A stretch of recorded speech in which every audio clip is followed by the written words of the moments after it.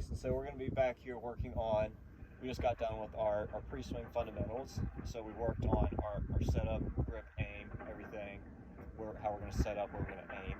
So now we need to look at how our angle of approach, our club face angle, our club face path are going to be able to manipulate the shape, ball flight trajectory of the golf ball, as well as our centers of contact, launch angle, spin rate, and how high our apex is on our ball. So we're going to be working on, as you hit a relatively high ball, we're going to be working on developing a little bit more of a lower piercing draw type of ball flight with our wedge to work on those windy conditions. So, all right, let's go ahead and we'll set up to one right here. So, like we worked on, the ball's going to be a little more back. We're going to be standing a little bit closer to it to have a little more control over the club face, while standing a little bit taller from it, so we're not getting too congested in here.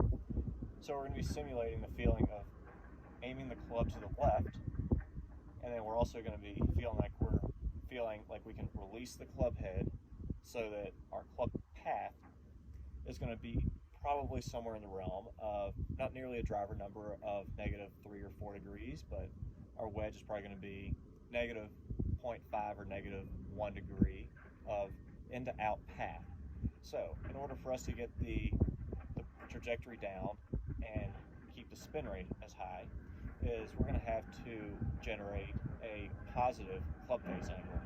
So if we're at -0.5 or -1 on our club path, our club face angle exactly has to be shut at a rate of positive 0.5 in order to generate enough draw spin to get the ball to come back on our target line. But we do not want to go over positive 1.5 degrees to develop a hooking motion with it.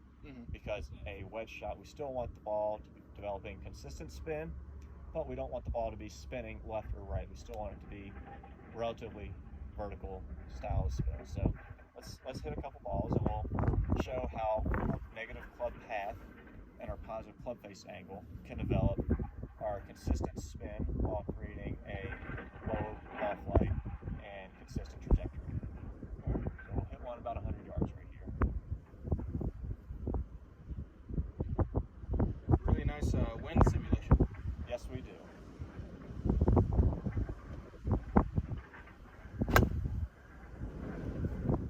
It's all right.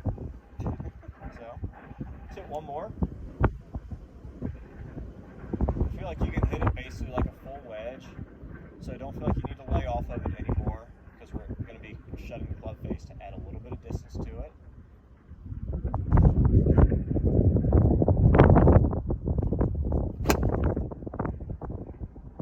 It's a little better, so we can see how the trajectory is a little